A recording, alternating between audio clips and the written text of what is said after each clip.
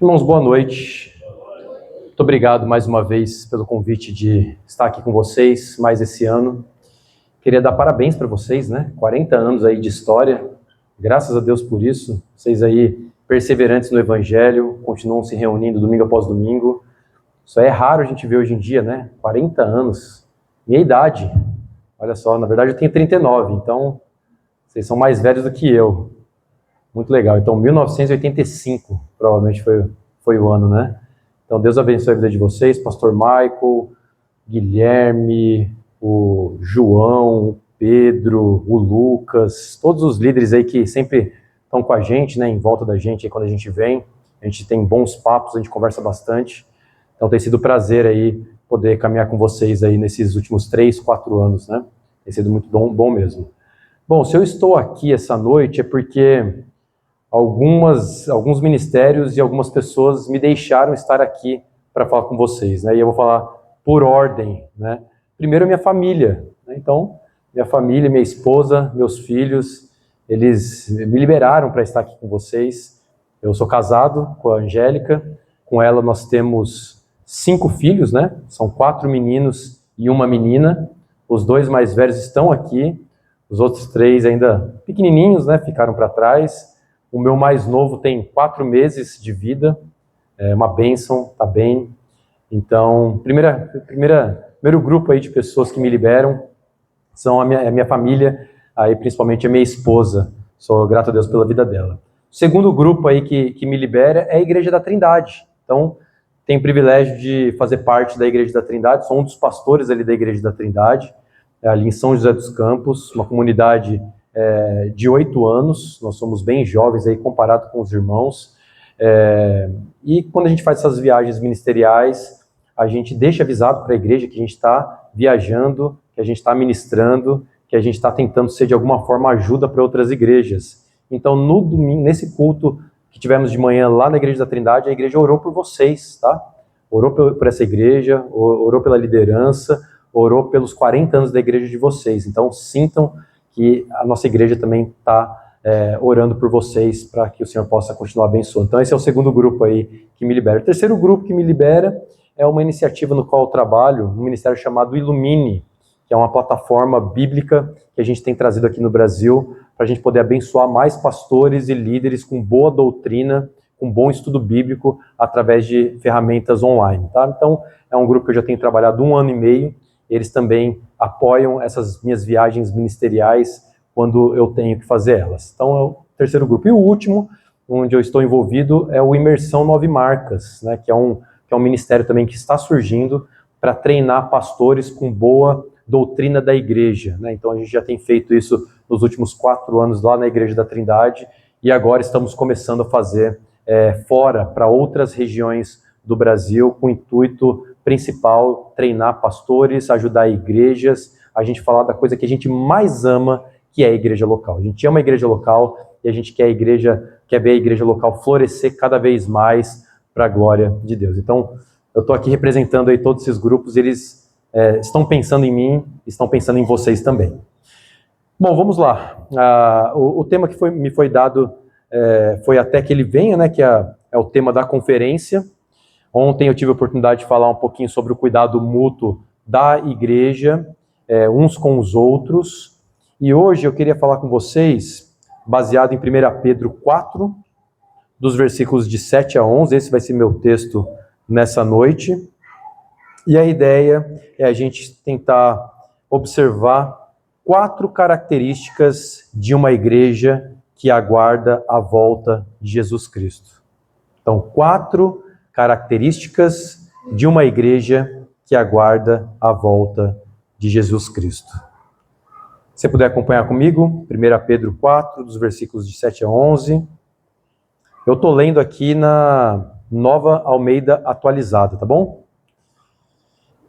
Diz assim a palavra de Deus: o fim de todas as coisas está próximo.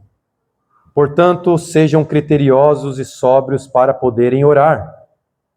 Acima de tudo, porém, tenham muito amor uns para com os outros, porque o amor cobre a multidão de pecados. Sejam mutuamente hospitaleiros sem murmuração. Sirvam uns aos outros, cada um conforme o dom que recebeu, como encarregados de administrar bem a multiforme graça de Deus. Se alguém fala, fale de acordo com os oráculos de Deus.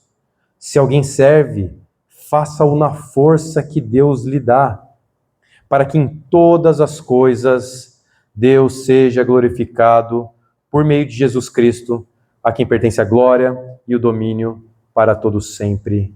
Amém. 1 Pedro tem como autoria o próprio apóstolo Pedro. A gente consegue ver isso bem no começo do capítulo, no capítulo 1, versículo 1. E o público que ele se dirige não é um público muito diferente das igrejas que nós vemos hoje. Eu olho para a igreja de vocês, eu leio esse texto bíblico aqui, eu fico pensando, essa igreja aqui é parecida com a igreja nossa, parecida com essa igreja aqui, parecida com a igreja lá em São José dos Campos. Aqui a gente está falando de uma igreja mista, judeus cristãos, gentios que se converteram ao evangelho, ou seja, todo tipo de gente, enfrentando todo tipo de tribulação. Eles são chamados aqui de forasteiros, ou seja, eles tinham uma cultura, e eles se converteram dessa cultura. Eles se converteram ao evangelho. Por isso que eles são forasteiros agora. Nós somos peregrinos. Nós entendemos que nós não estamos na nossa pátria final. Nós estamos de passagem, buscando uma pátria celestial. Então parece que esse público aqui é bem parecido com nós. Por isso que esse texto ele ainda fala nos dias de hoje. Para você ter um contexto aqui, com relação a perícope. Então a gente leu aí esses versículos de 7 a 11, e eu vou situar você aonde esse trecho ele acontece aqui na carta de 1 Pedro. Pedro aqui ele está encorajando os cristãos que estão sofrendo pressão por perseguição. Então pensa que você tem cristãos ali que saíram da sua cultura, se converteram ao evangelho, e eles estão agora sofrendo perseguição principalmente pelos seus familiares. Os familiares estão virando as costas para eles. Os seus chefes, estão subjugando eles. A sociedade está subjugando eles. Mas eles precisam permanecer em santidade. Eles precisam ter esperança. Eles precisam ter firmeza. Eles precisam entender como nós precisamos entender que essa vida aqui é passageira. Nós estamos esperando a volta do Senhor Jesus Cristo. Então Pedro está encorajando esses cristãos. Lembrem que Cristo está voltando. Lembrem disso. Aqui não é o ponto final. Aqui não é o ponto de chegada. Aqui é só o início. É só o início da jornada. Em 1 Pedro, do capítulo 1 até o capítulo 2, Pedro vai lembrar que eles são eleitos peregrinos. Eles são crentes. Eles foram chamados por Deus. Por isso eles são eleitos. Eles são chamados agora povo de Deus. Eles se reúnem agora dentro de uma igreja local, exatamente como acontece aqui. Vocês estão se reunindo aí 40 anos. Vocês foram chamados por Deus. Vocês são eleitos. E agora Pedro chama essa igreja a ter santidade e entender a sua nova identidade como povo de Deus. Mais uma vez, esperando o Senhor Jesus Cristo, eles relembram que eles têm uma nova identidade em Cristo e por isso eles são chamados à santidade. Depois dos capítulos 2 até o capítulo 4, Pedro vai fazer uma aplicação de como que isso se evidencia na igreja local. Como que eles conseguem agora, dentro da igreja local, ser uma referência para esse mundo, essa sociedade hostil, e como a gente consegue agora suportar a injustiça. Porque a gente vê muitas injustiças no mundo, a gente não entende por quê. A gente está congregando aqui na igreja, a gente está ouvindo a pregação, a gente está se deleitando na palavra, a gente está tentando ver uma vida correta perante Cristo, mas mesmo assim, parece que a gente sofre cada vez mais injustiça. E Pedro, ele sabe disso. Ele sabe que os cristãos vão sofrer injustiça. Ele sabe que os cristãos eles não vão ter uma vida fácil aqui nesse mundo. Então Pedro ele vai encorajar. Ele vai aplicar isso para a vida diária deles. Agora chega aqui no nosso trecho, dos versículos 7 a 11 do capítulo 4. Ele vai dizer, já que o fim se aproxima, já que o fim está chegando, a volta iminente do Senhor Jesus Cristo está aí. Ele vai chegar, ele vai buscar seu povo. Por isso você precisa ser vigilante, por isso você precisa orar, por isso você precisa ter amor, por isso você precisa servir uns aos outros. Pedro vai dizer, o fim de todas as coisas está próximo. Ele não coloca uma data aqui, a gente não tem uma data. A gente não sabe quando o próprio Cristo vai voltar, mas ele prometeu voltar. E a volta é iminente, ou seja, ninguém sabe. Não tem uma data marcada aqui na Bíblia. Temos os gurus aí, espirituais, que tentam decifrar através das estrelas, através do texto bíblico mal interpretado. Quando será que o Senhor Jesus Cristo vai voltar? Deixa eu marcar o tempo aqui, a gente não sabe. A gente não sabe, não tem uma data aqui. Por isso Pedro coloca urgência na igreja. O tempo da gente ser sóbrio, o tempo da gente orar, o tempo da gente amar, o tempo da gente servir é agora, porque a gente não sabe quando Jesus vai voltar. Não é um chamado para você fazer isso a semana que vem, não é chamado para você fazer isso daqui a um ano, não é um chamado para você fazer isso daqui 40 anos, quando a igreja completar 80 anos, é um chamado para agora. Resumindo, Pedro está formando uma igreja resistente, uma igreja resiliente, que responde à pressão do mundo, não com um jeito egoísta de tratar o mundo, mas com oração, com amor, com compaixão, com comunhão, com serviço, e que tudo isso resulte para a glória de Deus, como a gente leu no versículo 11.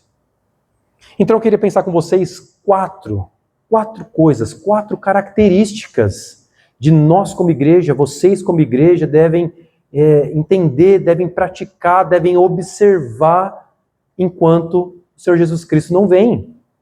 Mas já planejando, já pensando, já ansiando a volta do Senhor Jesus Cristo. Anote comigo aí. Primeira característica, doutrina. Doutrina. Versículo 7, acompanhe comigo. O fim de todas as coisas está próximo, portanto, sejam criteriosos e sóbrios para poderem orar. Se você olhar um pouquinho antes, nos versículos 5 e 6, na sessão anterior, Pedro vai falar sobre julgamento, morte e ressurreição. Versículo 5, olha comigo. Eles que terão de prestar contas àquele que é competente para julgar vivos e mortos. Está falando aí de julgamento.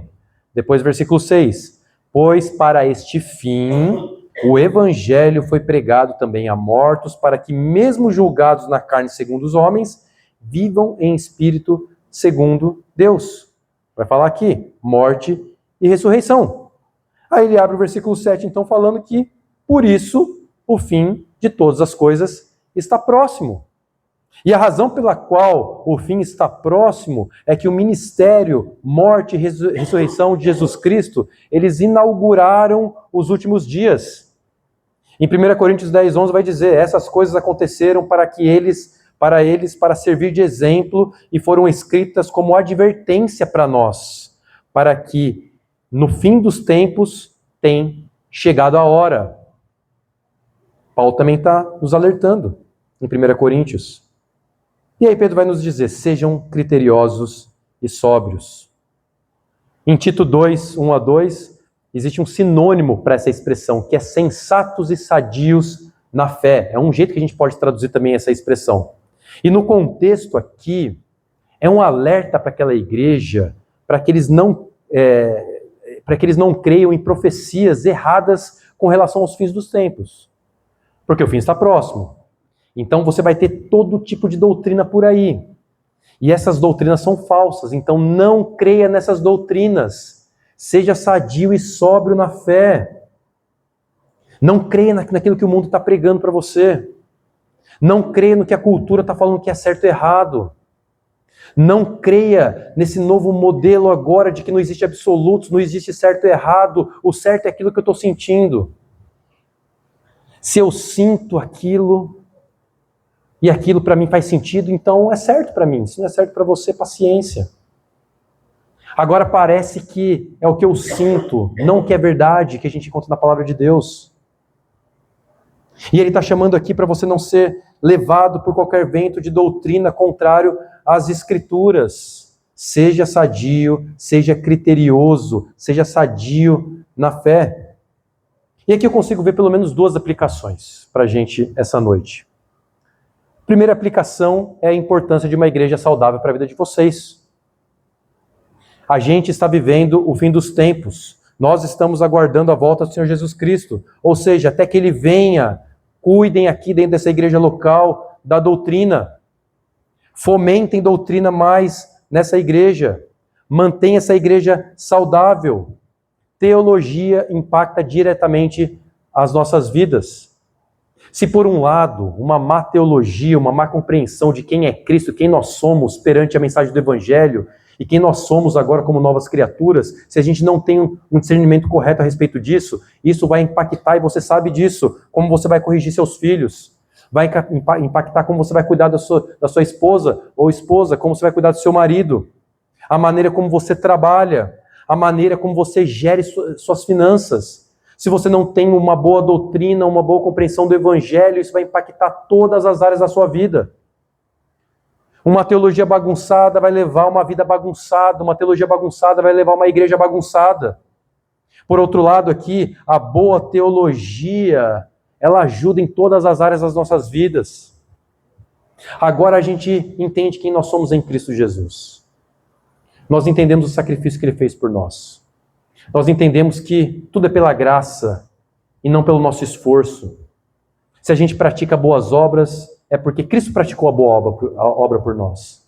Não porque a gente está fazendo alguma coisa para merecer algo em troca. Primeira aplicação, então. Mantenham boa doutrina nessa igreja. Boa doutrina e teologia nessa igreja. Uma segunda aplicação que eu consigo ver aqui, nesse primeiro versículo, versículo 7. Faça bons usos de todas as oportunidades que essa igreja oferece para você. Oferece para que você mantenha sua mente sóbria. Primeira iniciativa, culto público. Você precisa estar aqui domingo após domingo, incentivando, encorajando outras pessoas, ouvindo a pregação do Evangelho, encorajando, admoestando, servindo uns aos outros dentro dessa igreja local domingo após domingo. Mas, além disso, você tem outras iniciativas na igreja. Estava conversando com os líderes ali, com o pastor Michael e outros. Vocês têm os grupos pequenos, vocês têm encontros aí de mulheres, outros encontros mais. Tudo isso é para te ajudar aqui, não é para ter volume, não é para ter um monte de gente participando, não é para dizer, nossa, temos tantos grupos, fazemos tantas coisas, somos tão militantes pela causa do Evangelho, não é para isso, é para te ajudar, para que você tenha a mente sóbria, para que você fique firme no Evangelho, para que você aprenda boa doutrina, para que você aprenda boa teologia.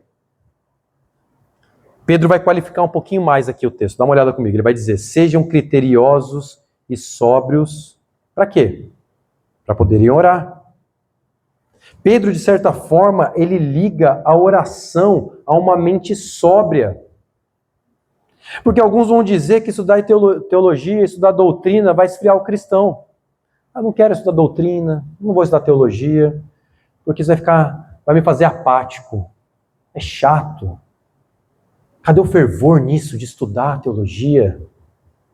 Mas parece aqui que o que acontece quando a gente estuda doutrina, quando a gente se aprofunda em boa teologia, isso vai ser um combustível para a gente orar.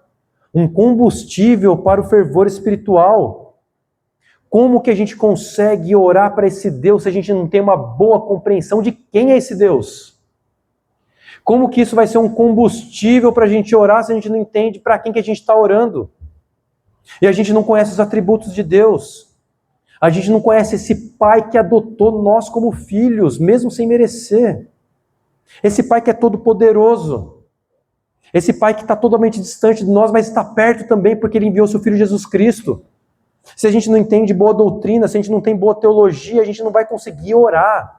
No final do dia não tem por que você ajoelhar na sua cama e orar para quem? Você não entende quem está orando. Boa doutrina, ele vai qualificar aqui. Em Atos 2:42, eu sei que vocês estavam na série de Atos aí, pelo que o Michael me falou, vai dizer. e perseveraram na doutrina dos apóstolos e na comunhão, no partir do pão e nas orações. Olha só, a oração está sempre conectada aqui com boa doutrina. E a boa doutrina está conectada em partir dos pães. Se você não entende doutrina, você não entende porque você tem que partir o pão com o seu irmão. Se você não entende doutrina, você não consegue nem orar. No momento em que vocês estão como igreja e nós estamos esperando a volta do Senhor Jesus Cristo, em primeiro lugar, nós temos que perseverar na doutrina. Qual é a primeira boa doutrina da igreja, a obra do Senhor Jesus Cristo? O Cristo crucificado. Não as experiências pessoais do Michael, não as experiências pessoais dos pastores aqui, mas apontando para Cristo e por que Cristo é relevante hoje para nós e como que ele transforma o nosso jeito de pensar. Primeira característica, então, doutrina. Primeira característica, doutrina. Em segundo lugar, o amor. Versículo 8, acompanhe comigo novamente. Acima de tudo, porém, tenham muito amor uns para com os outros, porque o amor cobre a multidão de pecados. Pedro não diz assim, tenham amor, somente isso, ponto final.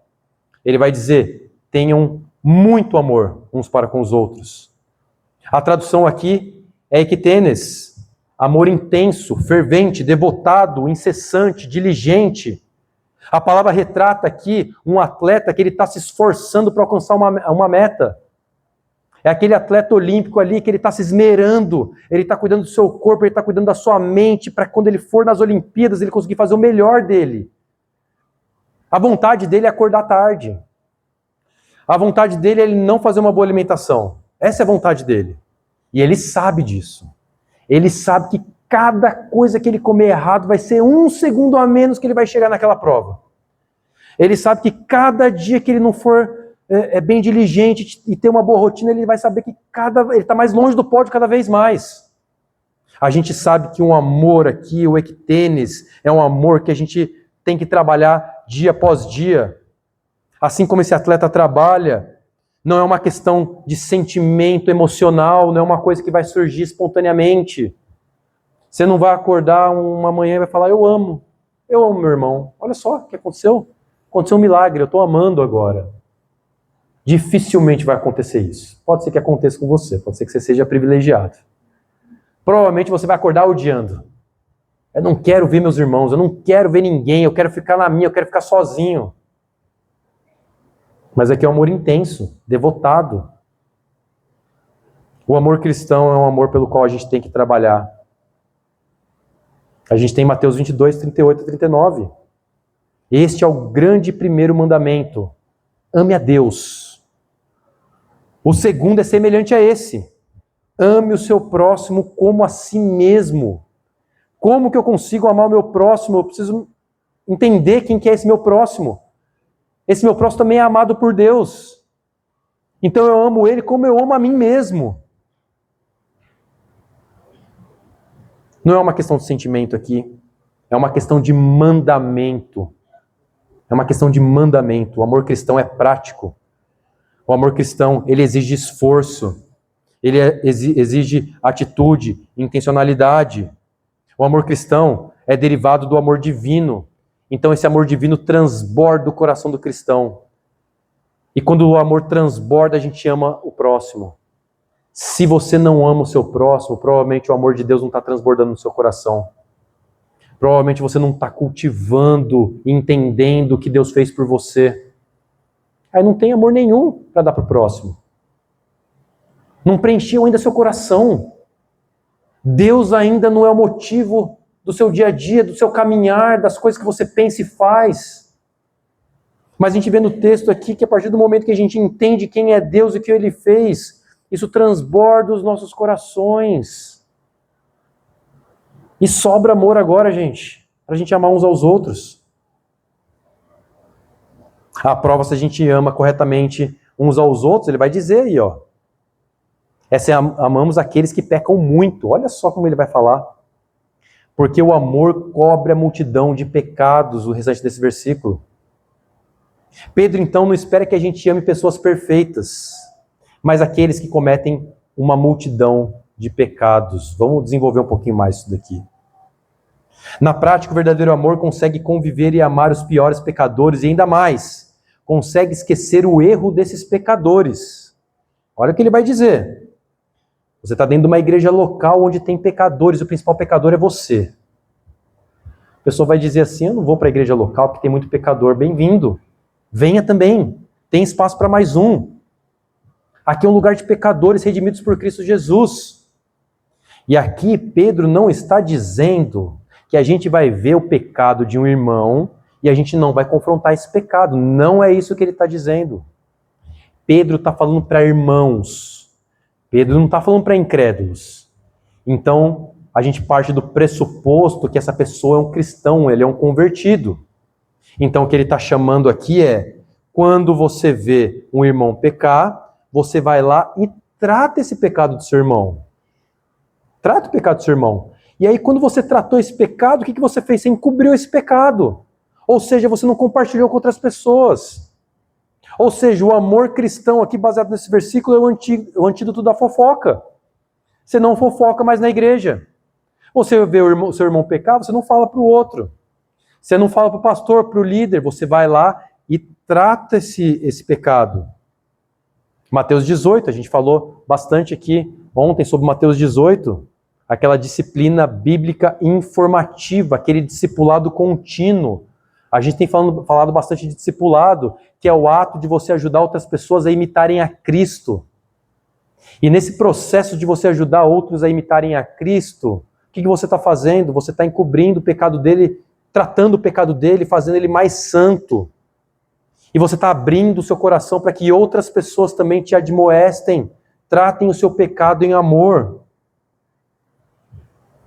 Até que ele venha, amem uns aos outros, resolvam os conflitos uns dos outros intencionalmente.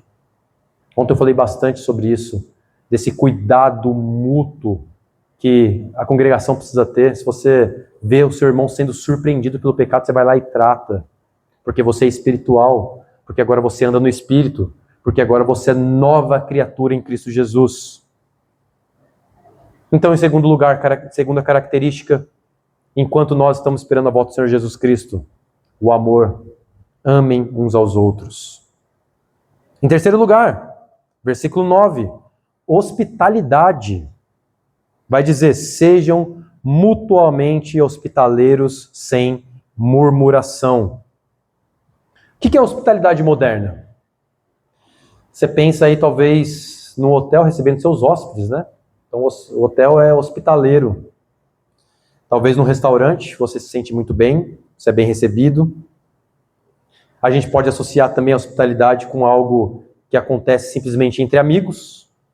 Então, você tem seu grupo de amigos, e você vai chamar seus amigos para ir na sua casa, você está sendo hospitaleiro. Eu convido alguns amigos para uma refeição, depois do culto, a gente passa bons momentos juntos, a gente assiste um bom filme, a gente assiste um bom jogo de futebol, a gente joga algum jogo, mas a gente está entre amigos. Essa é a hospitalidade moderna. Mas a prática antiga, no mundo antigo, a hospitalidade era um pouquinho diferente do que a gente entende hoje em dia. A hospitalidade era um relacionamento iniciado entre um hóspede e um anfitrião que eram tipicamente estranhos uns para com os outros. Então, para dar hospitalidade a alguém, não era simplesmente convidar um amigo ou um colega para ir na sua casa para se divertir. Em vez disso, a hospitalidade cristã antiga é a gente convidar agora uma pessoa que é totalmente estranha para nós. Uma pessoa que, se não fosse a mensagem do Evangelho, a gente nunca ia cruzar o nosso caminho. Hospitalidade é a gente tornar agora pessoas que são estranhas umas às outras, e aí elas começam a desenvolver relacionamento. E aí essa hospitalidade faz com que essas pessoas estranhas se tornem amigas. E não só amigas, parte da mesma família. É assim que era tratado a prática antiga de hospitalidade. Um autor chamado Henry Nouwen, no seu livro Reach Out, ele vai dizer que nossa intenção, quando a gente diz a respeito de hospitalidade, é converter o inimigo ou o estranho em um hóspede. e criar o espaço livre e destemido onde a fraternidade e a irmandade podem ser formadas e plenamente experimentadas. Hospitalidade bíblica é converter um estranho em um amigo, em um convidado, em um membro da sua família. Você acolhe pessoas, você supre necessidades básicas, comida, bebida, casa, histórias, a sua vida. Você faz uma refeição compartilhada. Se a pessoa está sem casa para morar, você chama ela para morar na sua casa. Uma pessoa que não é da sua família, mas você vai tornar agora uma pessoa próxima a você. Uma igreja verdadeira deve ser uma igreja marcada por hospitalidade, uma igreja bem receptiva, uma igreja que não prioriza relacionamentos por preferências pessoais ou guetos. Igreja local não é para somente um tipo de pessoa, somente aqueles que ganham um tipo de salário, ou aqueles que gostam desse tipo de música, ou aqueles que torcem para aquele time, ou fazem isso ou aquilo. Não, a igreja ela é formada por todo tipo de pessoas, gentios e judeus, pessoas que são estranhas umas às outras, mas por conta da mensagem do evangelho agora elas são amigas, elas se tornam próximas, elas se tornam irmãs, parte da mesma família. Se eu pudesse aplicar aqui para a igreja de vocês, aplico para mim também, mas aplico para a igreja de vocês. A gente deve ser intencional com hospitalidade. Talvez chegar antes aqui na igreja, acabou o culto, sair um pouquinho depois. Começar a sentar talvez em lugares com pessoas diferentes. Se você é como eu tenho a tendência de sentar sempre no mesmo lugar. Então eu conheço sempre a pessoa que está do meu lado, que está atrás, que está na frente. Eu tenho me desafiado, sentar em lugares diferentes, para conhecer mais pessoas, para aquele que é estranho a mim, ele possa ser agora um conhecido. Depois de conhecido, um amigo. Depois de amigo, parte da minha família. Saindo da minha zona de conforto. Igreja é um excelente lugar, uma excelente oportunidade para nós tornarmos pessoas estranhas em nossos amigos. Aí sim a gente entende aqui em Atos, quando Lucas vai dizer que eles tinham tudo em comum. Atos 2,44 vai dizer, todos os que criam estavam juntos e tinham tudo em comum. O que eles tinham em comum? O evangelho que eles criam, é o que vai dizer. Isso criava neles comunidade. Estranhos que nunca se envolveriam se tivessem em outros lugares. Agora eles estão juntos, comendo, cantando, rindo, desfrutando o melhor da vida em Cristo. E tudo isso a gente consegue fazer por conta da hospitalidade cristã, quando a gente torna pessoas que não estariam juntas de jeito nenhum nessa sociedade. Elas só estariam juntas se elas pensassem da mesma forma e estivessem num clube. Mas se não fosse por isso, elas nunca estariam juntas, mas elas estão juntas agora por conta do evangelho. Elas estão juntas agora porque elas creem na mesma coisa. E por isso elas passam de estranhos para amigos. Então, quarta característica que vocês devem cultivar, vocês devem observar até que o nosso Senhor Jesus Cristo volte. Hospitalidade. Hospitalidade. Em quarto e último lugar, o serviço. Você pode olhar comigo aí novamente, dos versículos 10 a 11. Sirvam uns aos outros, cada um conforme o dom que recebeu, como encarregados de administrar bem a multiforme graça de Deus. Se alguém fala, fale de acordo com os oráculos de Deus. Se alguém serve, faça-o na força que Deus lhe dá. Para que em todas as coisas Deus seja glorificado por meio de Jesus Cristo, a quem pertence a glória e o domínio para todos sempre. Amém. Algumas observações aqui nesses dois versículos. Em primeiro lugar, servir é uma ordem, um mandamento, não uma opção, meu irmão. Sirvam uns aos outros. Isso aqui é uma ação, é um mandamento, é uma ordem. Aqui não está dizendo, se você quiser, se você sentir, aí sim você serve uns aos outros. Se você está dentro dessa igreja local, se você é membro aqui, você é chamado a servir. Você é chamado a servir uns aos outros. Em segundo lugar, o serviço visa o bem do próximo. Então você não serve a você mesmo. Você não serve as suas paixões, os seus gostos, as suas preferências. Você serve o outro. Nesse momento aqui está tendo a classe para as crianças. Então tem gente cuidando das crianças lá. E esses que estão cuidando das crianças estão servindo aqueles que estão aqui ouvindo o Evangelho, ouvindo a palavra de Deus. Se aqui nós temos ventiladores ligados, som ligado, a luz ligada, é porque alguém chegou mais cedo aqui. Alguém se dispôs a servir vocês. Alguém se dispôs a servir uns aos outros. Você acha que as pessoas que estiveram aqui para preparar esse culto quiseram chegar aqui 6 horas, 6:30 da tarde? Seria muito mais fácil para elas chegarem às 7 horas aqui. Mas elas saíram da sua zona de conforto. Saíram dos seus lares para poder servir a elas, não para poder servir vocês. Servindo uns aos outros. O serviço, ele visa sempre o bem do próximo. Em terceiro lugar, todos receberam dons, cada um conforme o dom que recebeu.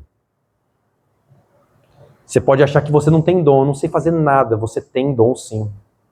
Se você é um cristão salvo por Senhor Jesus Cristo, o que está dizendo aqui é que cada um deve servir conforme o dom que recebeu, ou seja, você recebeu um dom. E Deus te chamou para esse momento aqui, nessa igreja local, nesses 40 anos dessa igreja, para que você possa ser produtivo, para que você possa ser uma bênção na vida do seu irmão. Porque você tem um dom aí. Se você não está servindo, você está escondendo esse dom. Você está escondendo aquele tesouro que Deus te deu. Você está deixando de servir uns aos outros. Você está deixando de que esse dom ele possa florescer na igreja local. Porque todos receberam dons. Em quarto lugar, somente você é responsável por administrar bem o seu dom. Vai dizer aí, como encarregados de administrar bem. Você tem desenvolvido o seu dom? Você tem desenvolvido o seu serviço ou você está relaxado nele? Você está confortável? Você não está se desenvolvendo como cristão? Você não está buscando melhorar? Você não está buscando servir mais, não menos?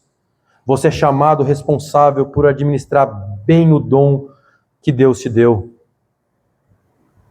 Em quinto lugar, os dons são diversos. Vai dizer aí, ó, multiforme graça de Deus. Olha que beleza isso. Olha só que frase maravilhosa. Multiforme graça. Ou seja, a gente não precisa mais ter inveja com relação aos dons dos nossos irmãos. Porque a multiforme aqui é como se fosse aquele quadro bonito que a gente olha assim e vê tantas pinceladas feitas pelo próprio Deus. E quando a gente olha aquele desenho, agora a gente vê beleza naquele desenho, faz sentido, porque tem tantos dons dentro da igreja local, e esses dons bem administrados por cada um dos cristãos, formam essa linda figura que a gente vê dentro da igreja local. Não tem espaço aqui para ciúmes, inveja do dom do outro irmão. Você tem seu dom, e seu dom também é bem importante. Você acha talvez que aquela coisinha que você faz é irrelevante, mas não é. Porque aquilo ali, ó, é uma pincelada de Deus dentro da igreja local. Se não fosse aquilo ali, aquela imagem não estaria tão bonita como ela está agora. Os dons são diversos. Use seu dom para a glória de Deus. Em sexto lugar, os dons podem ser resumidos em 2 categorias, fala e serviço. É isso que ele vai dizer. Uns têm um dom de ensino, profecia, apostolado. Outros têm dom de exortação. Outros têm dons de serviço, generosidade, liderança, misericórdia. Ou seja, tem muito dom para você. Muito dom. Se você olhar a lista de dons aqui, biblicamente falando, você vai achar tantos dons. Se você olhar aqui dentro dessa igreja local, você vai ver que tem muitas coisas para você servir. E por último lugar, Deus é a causa, o meio e o alvo dos nossos dons. Olha a causa. Afinal, aí a graça de Deus. Qual que é o meio aqui que Deus vai fazer? A força que Ele nos dá. Ou seja, a gente está desanimado, a gente está desmotivado, mas Deus dá a força, Deus nos impulsiona, porque o alvo disso é para que todas as coisas Deus seja glorificado. Então você serve uns aos outros, não para você se gloriar, você serve uns aos outros porque Deus te dá essa força para você servir. E por isso ele é glorificado. Deus será mais glorificado em uma igreja local onde há abundância de serviço, não há escassez de serviço. A pergunta para você, membro aqui da Igreja Batista de Balneário das Conchas, é o quanto você vai glorificar mais a Deus. O quanto você vai glorificar a Deus. Porque à luz desse texto aqui, você glorifica a Deus quando você serve dentro da igreja local. Você glorifica a Deus quando você usa seus dons para servir uns aos outros. Irmãos, Cristo está vindo. Ele mesmo disse em João 14, dos versículos de 1 a 3, ele vai dizer que o coração de vocês não fique angustiado. Vocês creem em Deus, creiam também em mim. Na casa de meu Pai há muitas moradas. Se não fosse assim, eu já lhes teria dito. Pois eu vou preparar um lugar para vocês. E quando eu for e preparar um lugar, olha o que Jesus Cristo vai fazer. Voltarei e eu vou receber vocês para mim mesmo, para que onde eu estou, vocês também estejam. Eu consigo ver 3 grupos aqui, talvez. Primeiramente, os cristãos, que já têm sido hospitaleiros, já têm amado, já têm servido, já têm cuidado da doutrina. Qual que é o meu chamado para vocês? Continuem, permaneçam, não desistam. A vida cristã é difícil e o mundo, ele nos esmaga. E às vezes as coisas que a gente tem feito, as iniciativas que a gente tem feito, o nosso trabalho dentro da igreja local, muitas vezes a gente não vê resultado e a gente desanima. Mas se você está fazendo essas coisas aqui, desse texto, o chamado para você é não desanimar e continuar. Porque você está fazendo isso para a glória de Deus. Consigo pensar num segundo grupo também. Talvez cristãos que estão desanimados. Ou seja, você é cristão. Você foi salvo por Cristo Jesus. Mas você não está sendo hospitaleiro. Você não está amando. Você não está servindo. Você não está cuidando de boa doutrina. Ou você está fazendo uma coisa ou outra, ou você não está fazendo nada. Qual que é o chamado para você essa noite? Jesus Cristo está voltando. E esse chamado dessas 4 características não é para um grupo seleto da igreja. Não é somente para o pastor, para os líderes, não é para os diáconos. É para todo cristão. Todo cristão precisa cuidar de doutrina. Todo cristão precisa amar uns aos outros. Todo cristão precisa ser hospitaleiro. E todo cristão precisa servir uns aos outros. Se arrependa, irmão. Volte a servir bem na igreja local. Acabando esse culto aqui, você não está servindo, vai lá, fala com o Mike, fala com os líderes, eu quero servir em alguma coisa, me põe para trabalhar, me põe para fazer alguma coisa, deve ter alguma coisa que eu consigo fazer aqui, me ajuda a achar meu dom, pede auxílio de outros. Você está com uma intriga com o irmão, vai lá, pede perdão para ele, restaura esse relacionamento. Se você está apático com relação à fé cristã, lembra que isso é o combustível para você orar. Volte aos caminhos do Senhor. E eu penso aqui num terceiro grupo. Talvez você está aqui, talvez você não entendeu muita coisa do que eu falei. Talvez essa mensagem não faz sentido para você.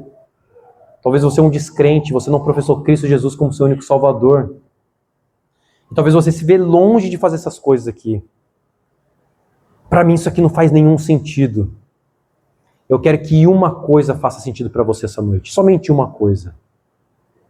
Cristo morreu na cruz pelos seus pecados. A mensagem bíblica é que Deus quis salvar pecadores. Deus, que é totalmente santo, Ele quis salvar pecadores por intermédio do seu Filho Jesus Cristo. E o chamado para nós é, com arrependimento e fé naquele que nos salvou, a gente derrama sobre Ele toda a nossa angústia, todos os nossos medos, todas as nossas aflições, sabendo que o próprio Cristo Ele vai carregar nas suas costas e vai te salvar e vai te dar uma nova vida, vai te dar uma nova identidade, para que você possa agora amar uns aos outros, para que você possa agora entender o Evangelho, para que você possa agora ser hospitaleiro, para que você possa servir dentro da igreja local. Que Deus possa abençoar vocês, meus irmãos. Contem com a gente, contem comigo, contem com a Igreja da Trindade lá em São José dos Campos. Nós queremos continuar caminhando com vocês.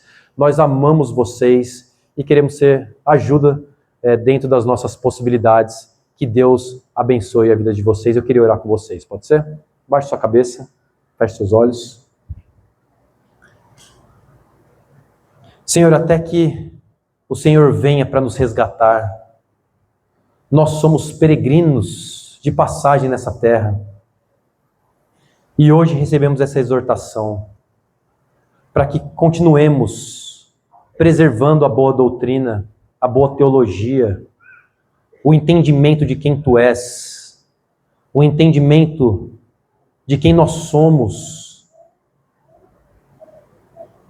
Nos ajude, Deus, a crescer espiritualmente, crescer em maturidade cristã, para que a gente possa dar mais glória a Ti e não menos glória.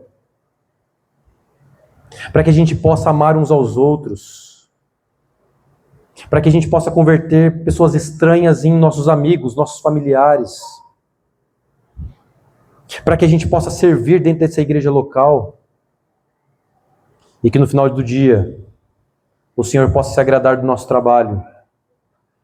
O Senhor possa se glorificar através das nossas vidas. E nós possamos ser satisfeitos somente em Ti. A Ti toda a honra, toda a glória. Em nome do Senhor Jesus Cristo que oramos. Amém e amém.